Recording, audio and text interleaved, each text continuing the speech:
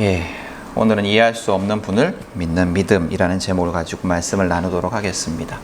여러분, 지옥이라는 드라마 보신 적이 있으신가요? 넷플릭스 시리즈. 이게 아마 웹툰이 원작인데, 또 저만 봤죠. 지옥이라는 드라마가 보셨어요? 지옥이라는 드라마가 있습니다. 이게 이제 웹툰으로 굉장히 재미가 있었는데 이게 드라마까지 됐더라고요. 무슨 내용이냐면 이제 갑자기 기이한 존재가 나타나서 어떤 사람에게 몇 날 며칠 너는 지옥에 간다라고 고지를 합니다. 그리고 그 날짜 그 시간이 되면 또 다른 기이한 존재가 나타나서 기이한 방식으로 사람의 목숨을 앗아가는 사건이 벌어져요. 이해할 수 없는 사건이죠. 설명할 수도 없고 이해할 수 없는 사건. 이 사건을 중심으로 전개되는 드라마가 바로 지옥이라는 드라마입니다. 사람들은 막 당황해요. 설명되지 않고 기이한 사건 앞에서, 이해할 수 없는 사건 앞에서 사람들은 당황합니다. 왜냐하면 논리적으로 설명이 되지 않기 때문에, 이해와 설명이 되지 않기 때문에 사람들은 이것을 어떻게 받아들여야 할지 당황합니다. 근데 이 사건을 해석해주는 단체가 나타나요. 이 드라마에서는 새진리회라는 단체인데요. 이 새진리회에서는 기이한 사건에 대해서, 이 사건의 주체는 신이고 신이 이렇게 행동하는 데에는 의도가 있다. 분명한 의도가 있다. 그 의도는 죄에 대한 심판이다. 죄인에 대한 심판이다 라고 주장을 합니다. 근데 이 새진리회에서 주장하는 심판의 이유가 되는 죄는 행동으로 범하는 죄였어요. 왜냐하면 마음의 죄, 원죄 이런 거 얘기하면 이제 다른 종교랑 차이가 없잖아요. 그러니까 이건 눈에 보이는 확실한 행동으로 범한 죄라고 주장을 합니다. 그래서 새진리회는 이제 지옥의 고지를 받은 대상자들에게 너의 죄를 고백해라. 당신의 죄를 고백해라. 그리고 그것을 밝혀라 라고 강요를 합니다. 그들이 주장하는 죄의 심판, 죄에 대한 심판이라는 신의 의도를 증명하기 위해서 그렇게 하는 거죠. 근데 문제가 생겨요. 무슨 일이 벌어지냐면 태어난 지 며칠이 안 된 신생아에게 지옥이 고지되는 사건이 벌어진 거예요. 새진리회는 이 사건에 대한 신의 의도가 죄에 대한 심판이라고 얘기를 했는데, 그들이 주장하는 신의 의도로는 설명할 수 없는 사건이 벌어진 거죠. 태어난 지 며칠이 안 된 신생아가 무슨 행동으로 죄를 범하겠습니까? 죽을 만한 죄를 범하겠습니까? 아마 그 뒤에 시즌2가 그 내용이 이어질 것 같은데요. 근데 이 드라마에서 새진리회가 많은 사람들의 호응을 얻고 세력을 넓힐 수 있었던 이유는 뭐였냐면, 신의 의도를, 이해할 수 없는 그 신의 의도를 단순하고 명확하게 설명했기 때문이었어요. 죄를 지으면 지옥에 간다. 단순하게. 그러나 이 새진리회가 설명한 신의 의도라는 것은 사실은 거짓입니다. 지옥 고지와 지옥 시연은 새진리회가 말하는 죄에 대한 심판이라는 법칙에 의해서 일어난 것이 아니고 그냥 우연히 무차별적으로 일어난 것이었어요. 그것을 증명한 것이 신생아에 대한 지옥 고지와 시연이었습니다. 제가 왜 이 드라마 이야기를 하는가 하면, 새진리회가 사람들의 지지를 얻는, 사람들의 호응을 얻는 그 과정 때문입니다. 새진리회는 기이한 사건 때문에 당황해하고 혼란스러워하는 사람들에게 이 사건의 의미와 원리를 분명하게 설명할 수 있다라고 주장을 합니다. 단순한 법칙, 즉 인과응보의 원리대로 적용되는 것이다 라고 주장을 해요. 근데 이게 사람들에게 먹혀요. 왜냐하면 사람들은 단순하고 명확한 해석, 또 설명, 그리고 단순하고 명확한 진리, 내가 이해할 수 있는, 내가 받아들일 수 있는 단순하고 명확한 진리를 원하기 때문입니다. 우리가 예수를 믿고 그리스도를 신앙하기에 이 자리에 모여 있지만, 그리스도를 믿는 신앙에서도 마찬가지의 모습들이 보입니다. 우리는 하나님에 대해서, 또 예수님에 대해서 완전히 다 이해하고 싶어 해요. 다 파악하고 싶어 합니다. 신의 뜻을 단순하고 명확하게 내가 이해하는 선 안에서 완벽하게 알고 싶어 합니다. 그래서 하나님은 이런 분이시다. 하나님은 이렇게 행동하신다. 하나님의 심판의 법칙은 이것이다. 복받는 비결은 이것이다. 성공하는 삶은 이런 삶이다. 천국은 이렇다. 지옥은 이렇다. 명확하고 단순한 답을 원해요. 그리고 명확하고 단순한 답을 주는 목사님을 좋아합니다. 교회를 좋아합니다. 이런 사람들의 부흥, 단순하고 명확한 하나님의 뜻을 이해하고자 하는 그 사람들의 욕구에 부응한 것의 대표적인 것이 조용기 목사님의 삼박자 구원론이에요. 예수를 믿으면 영혼이 구원받을 뿐만 아니라 물질로도 복을 받고 건강도 복을 받는다라는 그런 가르침이었습니다. 주장이었습니다. 이 가난한 시절 이 삼박자 구원론은 많은 사람들의 욕망과 부합했어요. 전부 이 가난에서 벗어나고 싶었거든요. 근데 예수를 믿으면 가난에도 벗어날 수 있고 부자가 될 수 있고 건강도 얻을 수 있다라고 하니까 사람들이 막 열광적으로 반응을 합니다. 그래서 많은 사람들이 자기 욕망을 가지고 교회로 몰려들었고 여의도 순복음교회라는 메가처치, 대형 교회라고도 표현할 수 없는 메가처치가 생겨납니다. 단순하고 명확한 메시지, 이것이 사람들에게 얼마나 매력적인가를 보여주는 실예라고 할 수가 있어요. 이단들도 이런 사람들의 욕망을 이용합니다. 자신들이 진리를 완벽하고 명확하게 이해하고 있다라고 주장을 해요. 이단들이 잘 이용하는 것이 요한계시록인데요. 사실 이 책은 여러분이 읽어보시면 아시겠지만 그냥 이해하기가 좀 어려워요. 왜냐하면 이게 비유와 상징으로 가득 차 있거든요. 근데 이제 이 책을 이단들은 문자 그대로 마지막 때에 일어날 일이다라고 주장을 합니다. 그래서 하나하나 그 상징과 비유로 된 그 단어 하나하나들을 현대에서 일어나는 구체적인 사건으로 대입해서 설명을 해요. 그럼 사람들이 굉장히 시원해합니다. 왜냐하면 무슨 뜻인지 잘 이해할 수 없었던 것들을 그 단어 하나하나를 구체적인 의미를 설명해주고 또 명확하게 해석을 해주니까 사람들이 매력을 느껴요. 그래서 이 책의 내용을, 이 요한계시록의 내용을, 그리고 마지막 때에 일어날 일을 내가 완벽하게 이해하고 있구나라는 착각을 불러일으킵니다.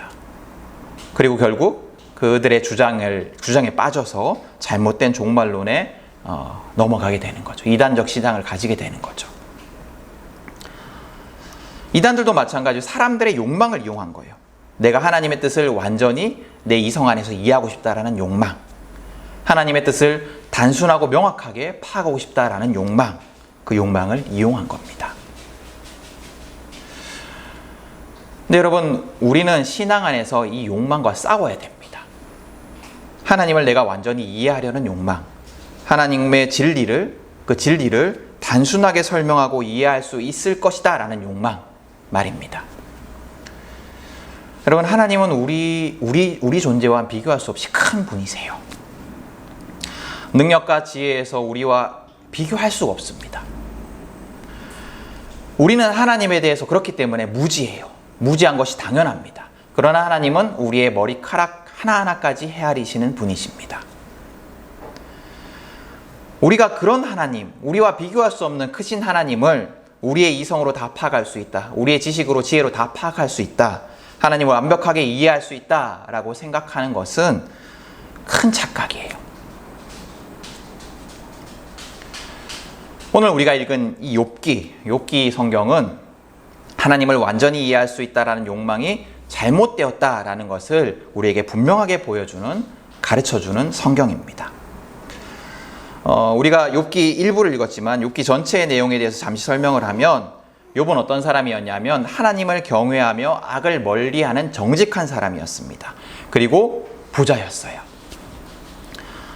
욥 스스로도 또 사람들도 욥이 부자인 이유에 대해서 하나님을 경외하였기 때문이다. 그가 정직하였기 때문이다. 그가 선한 삶을 살았기 때문이다 라고 생각했던 것 같습니다. 그런데 하루는 하나님과 하나님의 아들들이 이게 모여 있는데 사탄도 거기에 있었어요. 사탄 앞에서 하나님이 욥을 자랑합니다. 이 세상에서 이 사람만큼 흠이 없고 정직한 사람, 그렇게 하나님을 경외하며 악을 멀리하는 사람은 없다. 그러자 사탄이 이렇게 얘기를 해요.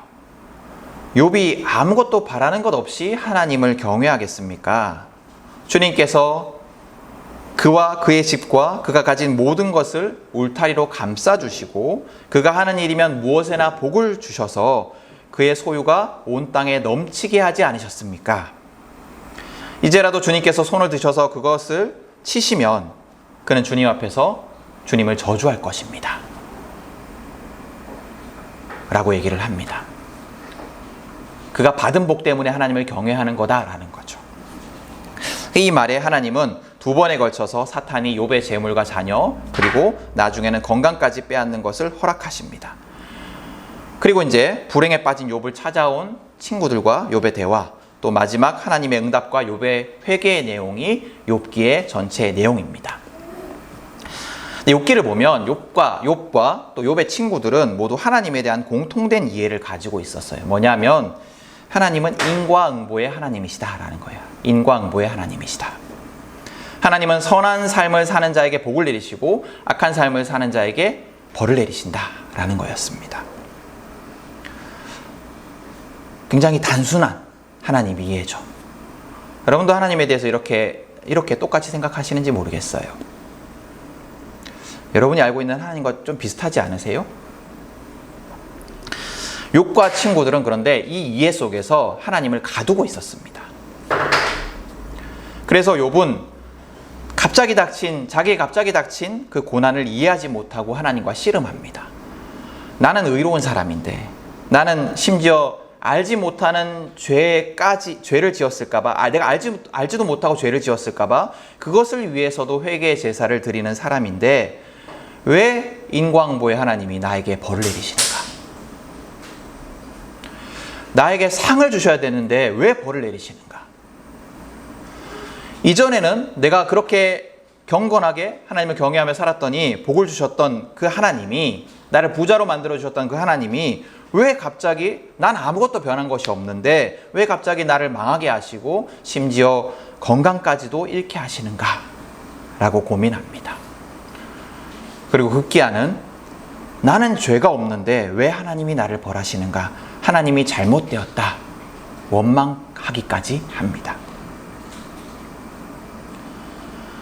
같은 이유로 욥의 친구들은 욥을 비난해요. 하나님은 인과응보의 하나님이시기에 하나님의 징계에는 반드시 이유가 있다. 그것은 욥, 네가 죄를 지었기 때문이다. 그러니 너의 무죄함을 주장하는 교만을 버리고 빨리 죄를 고백하고 회개해라. 그러면 하나님이 너를 용서해 주시고 회복시켜 주실 것이다 라고 주장합니다. 이 욥기에서 욥과 욥의 친구들은 대척점에 있어요. 서로 싸우고 있습니다. 그러나 실상 하나님에 대한 생각은 같습니다. 하나님은 인과응보의 하나님이시다라는 거예요. 그리고 그것이 단순하고 명확하고 변함없는 진리라고 생각을 합니다. 근데 이 단순한 하나님 이해가 위험한 것은, 이 주장이 위험한 것은 하나님을 우리의 수준의 이해 안에서 이런 분이야 라고 단순하게 규정하기 때문입니다. 그러나 뒤에 또 말씀드리겠지만 오늘 읽은 38장부터 시작해서 41장에 걸쳐서 하나님이 대답을 하시는데 그 하나님은 뭐라고 질문하시면서 대답을 하시냐면 네가 아는 진리가 뭐냐? 네가 아는 것 진리가 맞냐? 네가 아는 게 뭐냐? 네가 도대체 뭘 아냐? 네가 나에 대해서 아는 것이 무엇이냐? 네가 나를 비난할 수 있는 존재냐? 라고 말씀하십니다. 하나님은 하나님 앞에서 인간 존재가 얼마나 유한하고 연약하고 어리석은 존재인지를 인정하라고 가르치시는 거예요. 여러분, 그래서 그리스도인은 하나님 앞에서 우리가 얼마나 무능하고 미약한 존재인지를 아는 사람들이에요. 그래서 하나님 앞에 겸손한 자들이 그리스도인들이에요. 그러므로 우리가 그리스도인이라면 우리는 하나님을 내 이성과 경험 속에서 완벽하게 이해하고 파악하려는 그 욕망, 그 잘못된 욕망을 버려야 합니다. 우리는 그 욕망을 경계하고 내가 알지 못하는 하나님의 신비 안에, 내가 이해하지 못하는 그 신비로움 안에 하나님을 신뢰하는 자가 되어야 합니다. 여러분, 우리가 교회에서 이런 사람들을 많이 봐요. 내가 하나님의 뜻을 안다. 내가 진리를 안다. 진리를 내가 완전히 이해하고 있다. 라고 생각하는 사람들을 보게 됩니다. 근데 그런 사람들은 무자비한 사람이 되기 쉽습니다. 오늘 욥의 친구들을 보면 그것이 여실하게 드러나요. 여실히 드러납니다. 여러분, 욥의 친구들은 욥의 고통을 깊이 위로하지 않아요. 욥의 고통 속에서 함께 아파하지 않습니다. 그럼 뭘 하느냐? 그들이 알고 있는 진리로 가르쳐 들려고 하고, 가르치려 들고, 교정하려고 하고, 또 정죄하려고 합니다. 욥의 그 상황을 이해하려고 애쓰지 않아요. 욥의 상황을 공감하지 않습니다. 내가 그 사태에 대해서 명확하게 안다라고 생각하기 때문에, 이 해결책에 대해서 명확하게, 이 문제 해결책에 대해서 명확하게 안다고 생각하기 때문에 내가 아는 답을 제시해요. 내가 진리를 안다라고 확신하는 자들은 이런 잘못을 범하기가 쉽습니다. 내가 명확한 진리를 알기에 냉정해집니다. 타인의 고통의 원인을 쉽게 진단하고 해결책을 내놓습니다. 진리대로 행동하면 되는데, 내가 가르치는 이 진리대로 행동하면 되는데, 그렇게 하지 못하는 것은 다 당사자의 무지함과 의지 박약 때문이라고 책임을 돌리며 그를 정죄해요. 그러나 여러분, 인간이 얼마나 약하고 무지한 존재인지를 아는 사람, 인간이 신 앞에서 얼마나 미약한 존재인지를 아는 사람은 그렇게 하지 않아요. 고통을 진단하고 답을 주기를 주저합니다. 내가 알지 못하는 것이 많다라는 것을 알기에 함부로 답을 주지 않습니다. 그저 위로하고 함께하고 또 힘을 주려고 노력합니다. 그 사람이 하나님 앞에서 답을 찾기까지 함께 기다려줍니다. 욥도 친구들도 무지했어요. 그들은 하나님이 어떤 분이신지를 몰랐습니다. 그러나 불행히도 그들은 하나님을 안다고 생각했어요. 이제 하나님이 욥에게 대답을 하십니다. 오늘 본문에서 하나님은 욥에게 계속해서 질문을 하십니다. 내가 땅을 만들 때 네가 거기에 있었느냐? 네가 아는 것이 많은 것 같은데 한번 대답해 봐라. 이 세상을 창조하고 세상에 질서를 부여한 것은 나다. 네가 뭘 아느냐? 오늘 읽은 본문 이후에도 하나님은 계속해서 질문하십니다. 그 질문의 의도는 이겁니다. 네가 아는 것이 없다. 네가 뭘 아느냐? 천지를 창조한 나 앞에서, 하나님 앞에서 너의 지혜를 자랑하고 있느냐? 네가 내 행동의 의도를 알 수 있겠느냐? 네가 나를 완벽하게 이해하고 파악할 수 있겠느냐?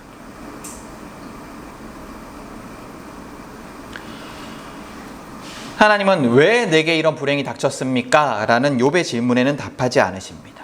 그저 욥의 무지함을 깨우쳐 주십니다. 왜 하나님은 하나님의 의도를 궁금해하는 욥에게 그 대답은 하지 않으시고 욥의 무지함만을 깨우쳐 주실까요? 그것은 하나님이 인간의 생각과 이해 속에 갇힐 수 없는 분이라는 것을 알려주기 위함입니다. 하나님이 인간의 생각과 이해 속에 갇혀서는 안 되는 분, 하나님의 인간의 이해와 생각 속에 갇혀서는 안 되는 분이시다라는 것을 욥이 깨닫게 하기 위해서, 또 우리가 깨닫게 하기 위해서 하나님은 그렇게 질문하시는 거예요. 하나님은 우리의 욕망을 잘 알고 계세요. 하나님을 우리의 이해 속에 가두고 파악하고 싶어하는, 그래서 확실하고 단순한 진리를 소유하고 싶어하는 우리의 욕망을 잘 알고 계십니다. 그래서 하나님은 그 욕망의 질문, 왜 하나님이 그렇게 행동하셨는가? 라는 질문에 대답하지 않으신 겁니다. 그 뜻을 이해하지 못하는 것이 당연하다는 듯이 말입니다. 여러분, 우리는 오늘 욥에게 하시는 이 하나님의 질문, 신 앞에 아무것도 아닌 네가 아는 것이 무엇이냐? 라는 질문 앞에 우리의 신앙의 기초를 세워야 합니다. 하나님을 나의 생각 안에, 나의 이성 안에 다 가두려는 욕망을 버리십시오. 하나님의 뜻을 완전히 이해할 수 있다라고 생각하는 그 어리석음을 버리십시오. 잘 알지 못하는, 이해할 수 없는 하나님을 신뢰하며 이해할 수 없기 때문에 신비로운 하나님과 함께하는 길을 걸어가십시오. 알 수 없기에 온전한 신뢰 없이는 걸어갈 수 없는 그 길을 하나님을 믿고 신뢰함으로 걸어가십시오. 하나님의 뜻은 우리가 완전히 이해할 수 없지만 분명한 것은 하나님이 나를 사랑하시고 또 나와 함께 하시고 나를 책임지신다라는 그 믿음과 신뢰를 가지고 알 수 없는, 이해할 수 없는 그 길을 걸어가십시오. 하나님은 오늘 이 욥기를 통해서 우리를 초청하십니다. 우리를 더 깊은 신뢰의 삶으로, 더 깊은 신앙의 삶으로 초청하십니다. 여러분, 이 초청 앞에서 어떻게 대답하시겠습니까? 우리가 신뢰와 믿음으로 이 초청에 응답하는 자들이 될 수 있기를 소원합니다. 그래야 해서 하나님의 신비 속으로 신뢰와 믿음을 가지고 걸어가는 우리 모두가 될 수 있기를 축복합니다.